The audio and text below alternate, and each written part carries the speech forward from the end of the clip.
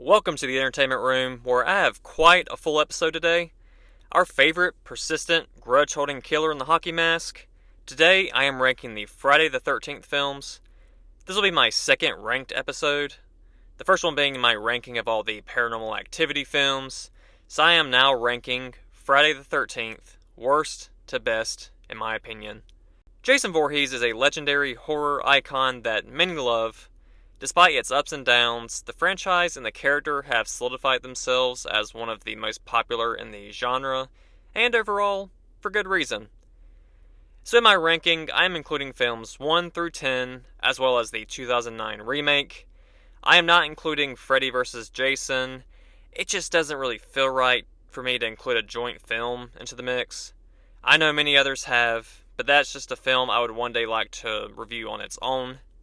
Despite these not being technically great films, I still thoroughly enjoy myself most of the time, and I'm still a huge fan of the franchise as a whole. Did it overstay its welcome with all the sequels? Maybe. That's up for debate. But in the 80s, they just shit these films out back to back to back, and really crammed 8 films into a decade. And despite how negatively this can turn out, flaws and all, I actually love that so many of these films were in the 80s. The 80s is probably my favorite decade in pop culture, particularly movies. So many classic and notable entries, just a fun time period that really added a special flair and charm to a lot of its films. So it's hard for me to stay mad at getting to feel that vibe for so long with this viewing. But once again, this is my opinion. I'm posting this for fun and to explore the pros and cons of each entry as I see them. If you have a different list, and I'm sure many of you do, fantastic.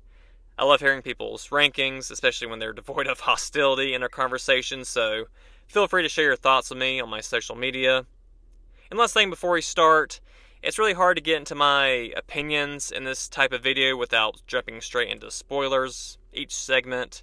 So make sure you've seen these films before listening if you'd like. So, worst to best, let's get started.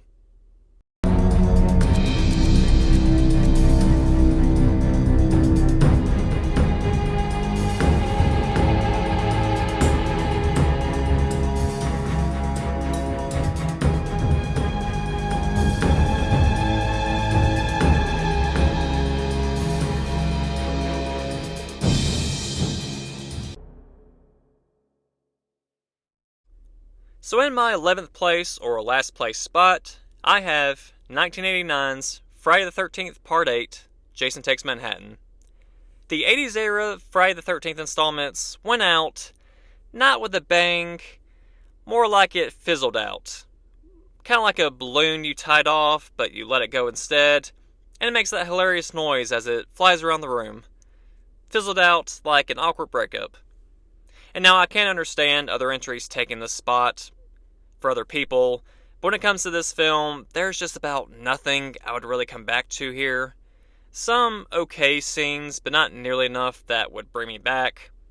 And to add insult to injury, this was the longest runtime in the franchise at about an hour and 40 minutes. And it's not that much more than some of the others, but you really feel that extra time. Writer and director Rob Hedden had many more scenes ready for New York, including Madison Square Garden, Brooklyn Bridge, Statue of Liberty, and the Empire State Building, but none of those locations worked out due to production and budget. This film is notoriously hated for the misleading title.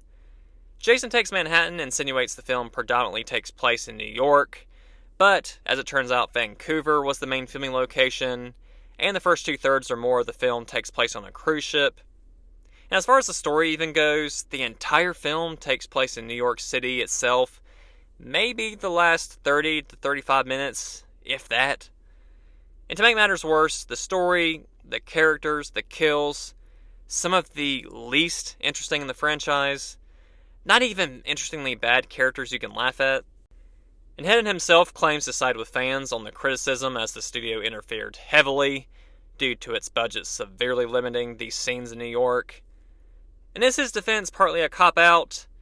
Maybe it is to some degree, but production was an infamous issue throughout this franchise, and honestly still a horrible issue, even today with most films. But maybe for starters, they all could have at least changed the goddamn title. But after Part 5, A New Beginning, following sequels made back their budget and some, but box office success was on the decline. And this film was kind of Paramount's last attempt to help this franchise stop gasping for air and to stay afloat, but this ended up being the nail in the coffin. They then sold their rights to the Jason Voorhees character only to New Line Cinema, the very same company owning Freddy Krueger in the Nightmare on Elm Street films, and they did finally give us the Freddy vs. Jason film that they've been trying to work out since the 80s. And we also got Jason Goes to Hell and Jason X. Yay. But the basic premise of this film, Lakeview High School's graduating class are about to embark on a cruise to celebrate, and a notorious criticism is how they were able to set sail from Crystal Lake, with its location, to suddenly being in the Atlantic Ocean, but of all things I have to criticize about this movie, I'm not about to focus on geography, so moving on. Kane Hodder was Jason for films 7 through 10, and many feels like he's the best, and he is phenomenal, but such a waste of talent and charisma here, with these mostly bland kills, and a couple nice quirky moments here and there as he toys with victims before his final blow, but otherwise, meh. And the only decent thing for him was he did get to interact in character with a lot of fans in New York who were watching on as they were filming, so I'm sure that was a cool memory for him. And honestly, that brings me to one of my positives. The very few Times Square scenes that we get, they're great. The tone, the entertainment is what we really needed here.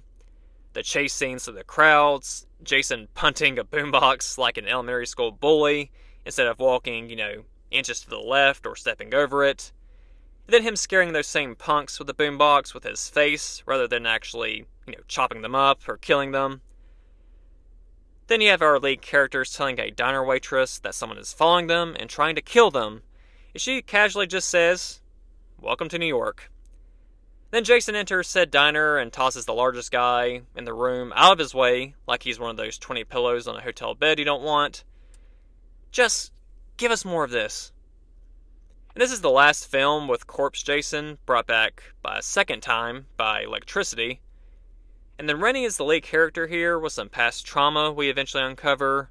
She has Colleen as a teacher who was like her mentor.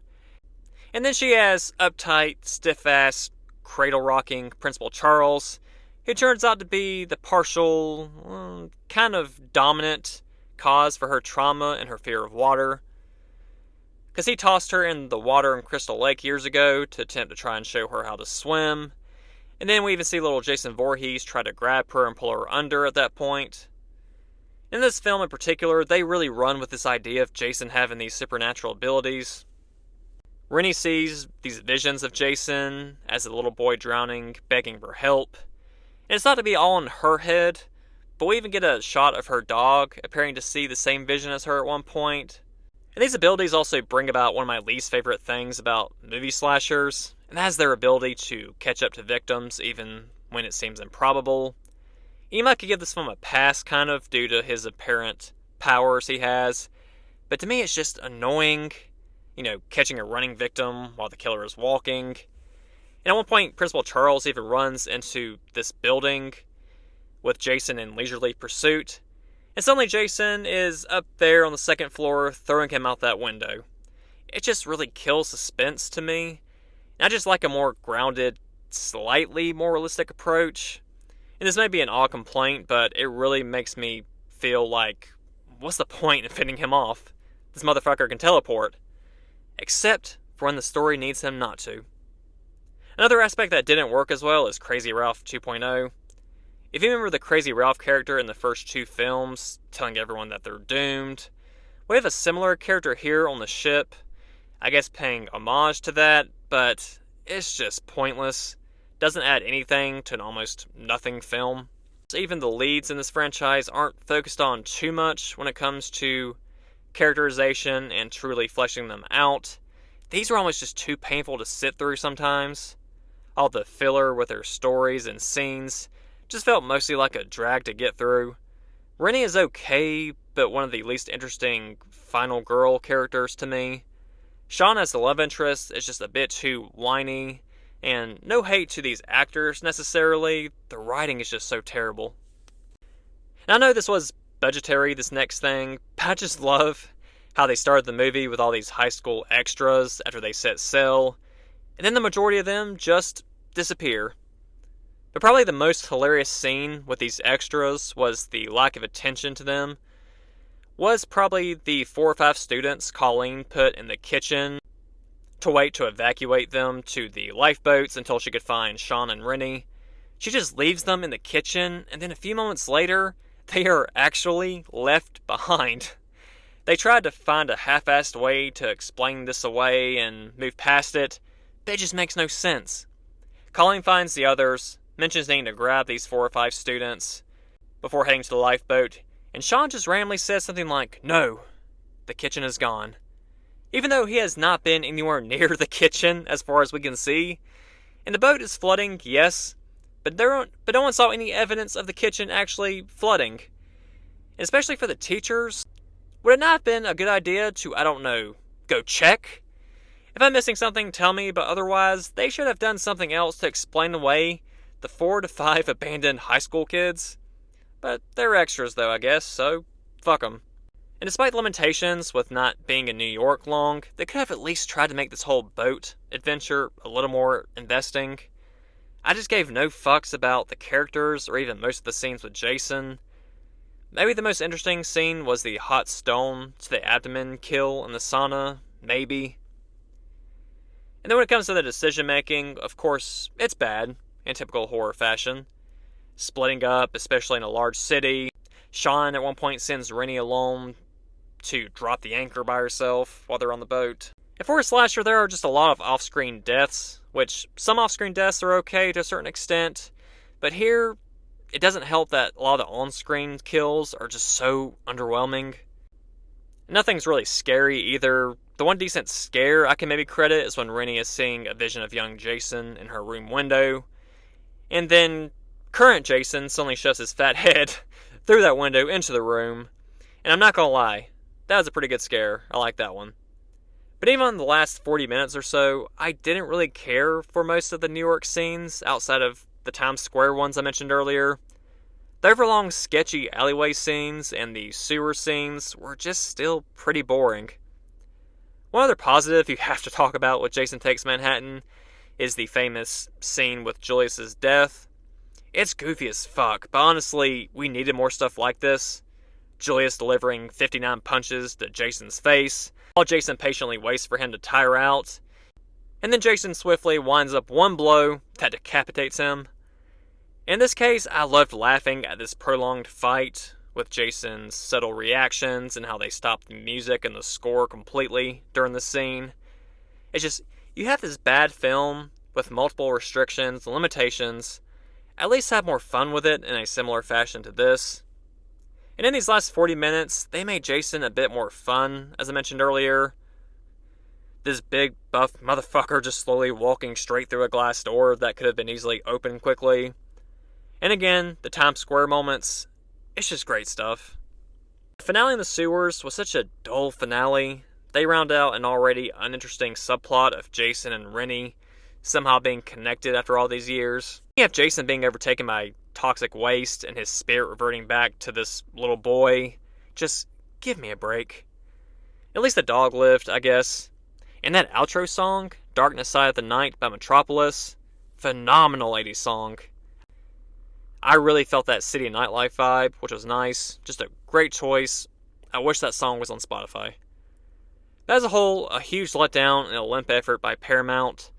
Lara Park Lincoln as Telepathic Tina from Part 7 was set to come back, but they couldn't agree on a salary. And while I didn't mind that aspect of that film, I didn't really care to see another film about that. This franchise also had a weird obsession with nude and sex scenes, and it's a slasher, and that's common. But to me, that stuff is whatever, as long as it doesn't feel like it is the prime focus. Part 8, it is pretty light.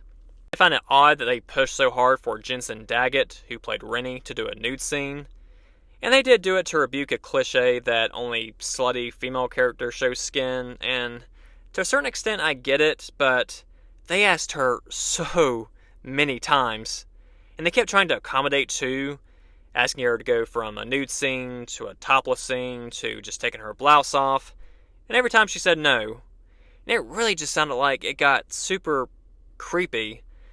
And anyway, it would not have made the movie any better. So, the body count was fairly high in this one at 20, but not much to show for it. That's about all I can say for this one, I guess. I'll give Part 8 a 3.5 out of 10. And that is our lowest score. On to the next. Coming in at our number 10 spot, not very far above Jason Takes Manhattan, is Friday the 13th, Part 5, A New Beginning. And I mean it barely beats out Part 8. Such a waste of the Tommy Jarvis storyline continuation. It has some fine moments, but I really didn't find much enjoyment in this one either. Long story short, this one feels like a porno with a horror subplot that's lacking on the horror and the porn. Danny Steinman took over the director's seat, and this film was meant to revive the franchise after what was supposed to be the true finale with Part 4. And up to this point, viewers were largely on board with more sequels. So, Part 5 was a true success at the box office. But, unfortunately, this film shit the bucket in quality, resulting in the following decline of the franchise. And that really has to be the most insulting part. I almost had this film at the very end of my list. Because despite the hilarious 3D aspect in Part 3, this really felt like the most gimmicky film to me. Steinman was not known for horror, and it shows. But he was known for porn, and like I briefly stated in my number 11 spot, as long as the sex and nudity doesn't become the prime focus, or the same focus as the horror, it likely won't bother me. And what we get here is light compared to the original intention due to multiple MPAA cuts. Paramount was perfectly willing to admit that they wanted schlock for this film from Steinman, and the only rule of thumb they gave him was a kill every 8 minutes. And unfortunately, while the MPAA cut out more sex and nudity, it also cut out a lot of the detail and the charm and a lot of the kills and the special effects. And that made everything feel worse, as the tone, the acting, the directing very much felt like a porn film with its awkward shots and editing and acting. And it just feels like it fails at its main objectives, as the kill scenes are probably the cheapest looking in the entire franchise most of the time. Bad close-ups of weapons, poor gore effects. So just due to the intention of Paramount and all the cuts, it's just really an irritating mess 90 to 95% of the time. And if you enjoy this one, that's fine, as many fans call this film underrated, but I have to passionately disagree. But the story follows Tommy Jarvis all grown up, having gone through mental institution after mental institution, and is now trying to rebuild at a halfway home. John Shepherd portrays Tommy this time, and Corey Feldman played him in Part 4, and even has a little cameo here at the beginning dream sequence, but ultimately could not shoot this film due to his involvement with the Goonies, and good for him there. But Tommy is at this home now, trying to cope with his traumatic childhood, and things don't go so well. One thing I was on the fence about was them trying to make Tommy out to be the new killer at the end of this one, as he finally appears to truly snap at the end. And while the idea had potential under maybe different leadership, I'm kind of happy that they brought Jason back. I think only one film maybe would have worked with Tommy being the killer if they had gone in that direction. And really too many fans were angry at Jason not returning to this film anyway, so it just wasn't meant to be. Although I did like the mystery, the misdirection of who the killer actually was, I think they actually did a decent job casting doubt. Is it actually Tommy the whole time? Is it Vic, who just suddenly lost his temper and killed another house member in the heat of the moment? Or is Jason actually back? But I guess I should have guessed it was the EMT Roy. They only put him on screen twice, but it really lingered on him for a long period of time each time, but, whatever. But John Shepherd does a decent job as Tommy, this reserved, hallucinating, traumatized man. I just wish they explored this in a better film with a better story. He's really the only remotely interesting character outside maybe the kid, Reggie. It's just the only other bit of life or personality brought to this film. And things just feel extra half-assed in their formation, if that's not giving it too much credit. I do wish they had done more with the mental health aspect, more inventive growth and interaction between the other mentally ill residents, maybe helping you give a sliver of a shit. Found ways to help each other cope with their past and current situations as they take on Jason or Roy. Or at the very least, just make it enough that's a remotely watchable slasher. But Dick Wieand and Tom Morga were both credited for playing Jason, or Roy, behind the mask. Skinny, lanky Jason. And Wieand, of course, not caring one bit for the film. I also forgot they had a third credited person as Jason, Johnny Hawk, who was Jason in the opening dream sequence. And again, the twist with Roy being the killer after discovering his son Joey's body after Vic kills him at the home was okay, I guess. A neat little aha moment, but it just feels a little random and uninspired ultimately too.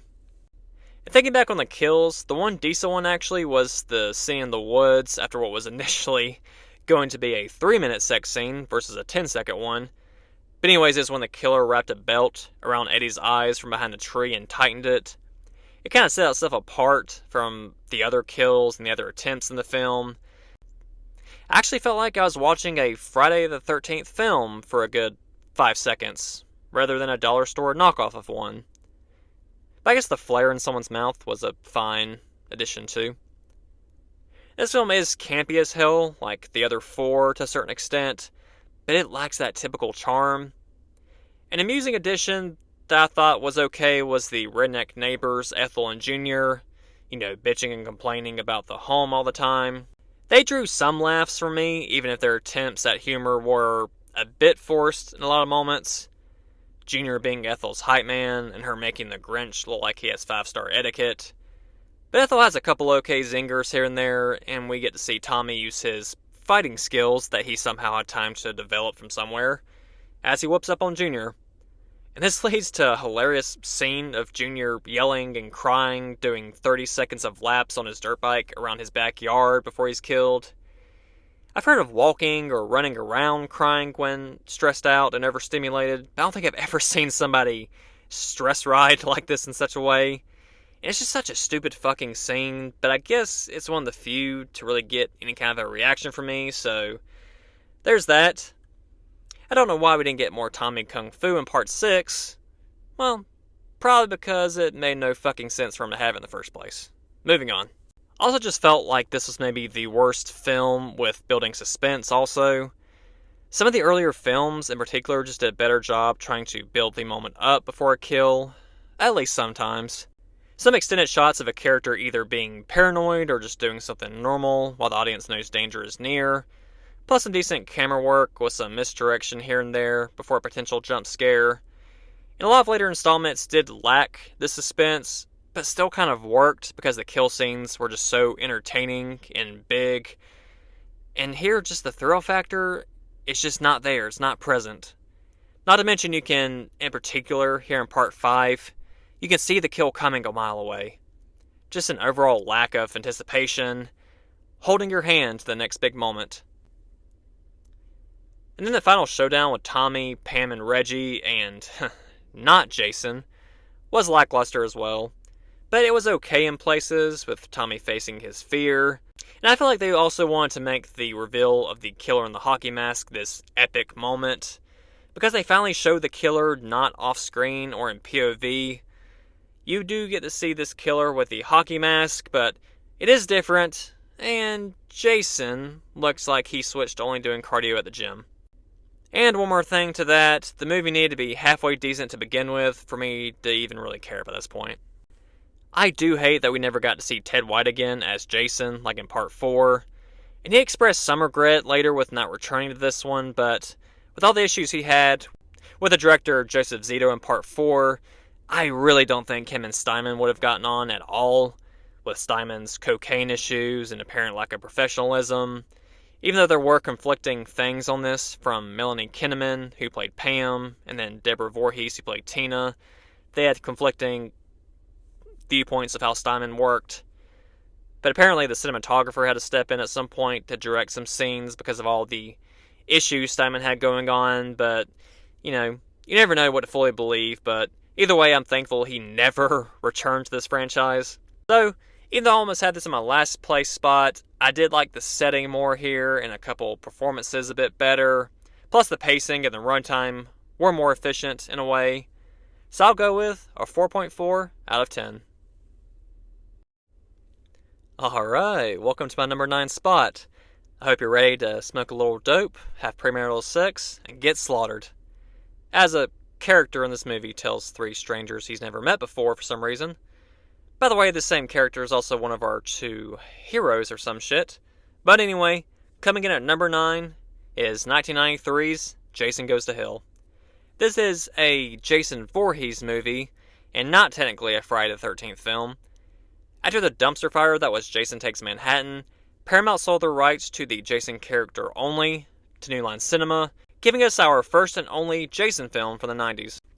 And with this power, they do try something a little different here, and that's respectable. Maybe there are some decisions I enjoy, as well as the main premise, but unfortunately overall, this attempt, in all its probable cocaine-filled glory, did not help creators out too much with making a decent film. And with Jason Goes to Hell, it does have the most kills at around 27, but ultimately it doesn't really matter too much. And many consider this to be the worst in the franchise, and I understand that, and it is bad, but I enjoy myself slightly more than parts 5 and 8. And in this film, on paper, the idea of Jason switching bodies and possessing people is pretty terrifying. Not a bad idea at all in and of itself, but come here. New Line Cinema, you finally get your rights to a successful, iconic character that you have wanted for a while, yet he barely makes an actual appearance in the film. And again, I'm intrigued by the premise, but maybe don't start with this kind of plot. Have fun with your freedom with this character, but maybe your first film should have him on screen for more than a little at the beginning and a little at the end in his true form. And then perhaps with hopefully a better budget, assuming the first film does well, maybe then experiment with this story. Just a thought. And especially with a change in leadership, viewers are bound to be more critical anyway. But either way in this case, it's not going to work with how poor the storytelling is. And also, despite this being the newest entry at the time, to me it still looks like one of the cheapest and ugliest still of a lot of the other sequels, so it just looks so dull and lifeless instead of dark and gritty. I think like they're trying to go for. But it's not all bad. I actually enjoyed the opening scene a bit. Jason appears on screen with an actual decent jump scare to start things off, and this leads to, a classic chase scene. And then we get to a whole-ass firing squad shooting him up, and then blowing him up. It's memorable to say the least. Although grunting Jason is always going to be a bit too goofy for me. And some earlier movies had him making sounds sometimes when he was hit, but I would prefer they didn't make any noise. And then to make matters worse, he even lets out a yell right after he dies. It's just a terrible choice. It's about as hilarious as the shark roaring at the end of Jaws the Revenge. Well, maybe not quite that comical, but it's up there. But they really did try and set this up to be this twisted, dark storyline at first. And I actually quite enjoyed the disturbing possession of the coroner named Phil, who then proceeds to eat Jason's still-beating heart to complete the possession. And it's gross, absolutely, but it sets a nice tone for what the story could have been, even though it's simply not carried out well at all. Especially when the moment is followed up with this horrendous, dubbed, animalistic screech or roar that Phil lets out, as if we needed that to really drive the point home that he's being possessed. It just instantly cheapened what could have been a decent scene. One thing the film does okay at times is lean into its campiness a bit. It doesn't always work, but there are some highlights. This is completely random, but I like the stupidity and the delivery of the argument between Deputy Randy and our hero, Steven, when Randy is trying to arrest him on the side of the road. Just the whole exchange. Do you want me to cuff you? What makes you think you can? I've got a gun. Fuck that. I've got a gun. Then they just pause and stare at each other before pointing their guns at each other. I just love the poor delivery and the funny dialogue in this scene and some other instances. And I know it's a dumb moment that most other people probably don't think twice about, but, it kind of made me feel something, and at this point in my review, the bar is on the floor. But something I did not care for at all was the Creighton Duke character, the bounty hunter. He's just multiple assassin slash killer stereotypes rolled up into one goofy cowboy costume. Saying things like, Jason Voorhees makes me think of a little girl, and something about a hot dog through a donut, or whatever pedophilic shit he said. Confused even the news reporter he was talking to. Just what the fuck was that supposed to mean? What does a little girl and a hot dog and a donut have to do with Jason? Who the fuck wrote that down, and who the fuck approved it? Doesn't make any sense. And they even considered a movie exploring this guy's background and his past experience with Jason. And of course, when this film bombed, it never happened. And to make things more weird with this, apparently the actor Stephen William, I read in some vague trivia, allegedly had a weird habit of flashing other women on set for this movie. Now, I don't know the validity in that, but I think I'm good just in general not having this character come back. But in this story, Jason needs a blood relative to get his body back. Our leads who are related are Diana, her daughter Jessica, and Jessica's daughter Stephanie. And Jason needs one of these bodies to be reborn. Again, it's an odd premise, but I think it could work with better writing. And Camp Crystal Lake does exist still, but it has been abandoned for years. And the only scene taking place anywhere near it is these three people going camping near there. The same three people Stephen said that horrendous line that I quoted at the beginning of this section of the review. These three people do go near the camp for your obligatory body count addition, plus some sex and nudity. And Adam Marcus is the director, and this was his debut film, and poor guy, it shows. He also has some issues with cast members, or at least Carrie Keegan, who played Jessica. Especially after he, guess what, tried to push for nudity in her shower scene. And Sean S. Cunningham, the original director of the 1980 film, who stayed on as a producer, apparently had to finish up as director the last couple days just to keep that actress from leaving. Before Marcus, though, he was probably the first to try and balance the nudity a bit more between men and women, and that was a tactic fans didn't particularly care for. But I don't really see a reason for that to be a complaint, as none of it is particularly excessive anyway, except for that one scene that exists for no real good reason. I just don't understand it. The infamous shaving scene. Possessed Phil prepares to transition Jason into a cop's body, a cop named Josh, and out of nowhere, Jason not only goes out of character trying to tie people up, but he also strips him down and shaves his face before possessing him. And what makes this very odd scene more weird is there is no consistency with this approach. As the other possessions and transitions, it's just Jason manhandling somebody into it. People with facial hair also. So why the theatrics this first time around? It makes no sense. The story in general just gets more lazy and convoluted in general as it progresses. Jason also has his possessed henchmen going from silent and stoic like him to one of his last possessed victims talking in their normal voice with emotion to try and trick Jessica. Like, where did this power come from all of a sudden? And then again, the Steven character is also just a little too farcical, really, for me to take him too serious. He's useful and skillful at times, but also kind of reminds me of the little nerdy guy taking paintball way too serious in Jason Lives. He's also about as dumb as the rest of the characters at times also. Randy brings him back to the station, where Jason invades.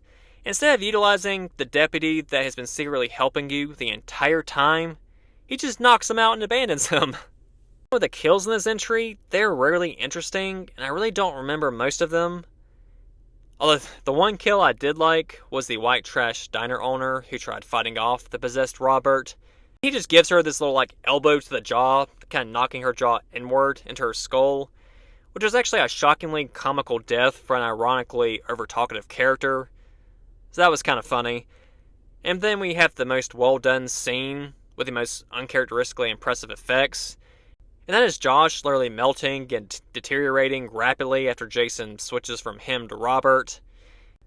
Like, again, it was not at all characteristic with the rest of the movie, or the consistency of the story and how the transitions and the possessions work, but it was a nice, disturbing little bit of special effects. I kind of liked it. At the very end, the film tries to connect Jason to Freddy for like the 400th time, but we finally get an actual shot of Freddy pulling Jason's mask down to hell. Plus, we unofficially get some Easter eggs relating to the Evil Dead franchise. And that was a crossover we never got, unfortunately.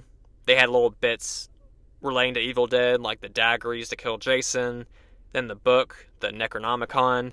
But legally, they just couldn't address any of this officially. Jason does return in true form, but just for the lackluster final showdown. And then it ends with these horrid CG orange lights going off as Jason is being dragged down to hell. And they also use these same CG orange lights during the initial scene where Jason is possessing Phil. It just wasn't needed. And the reveal of Freddy at the very end may have been fine if the movie wasn't as bad as it was.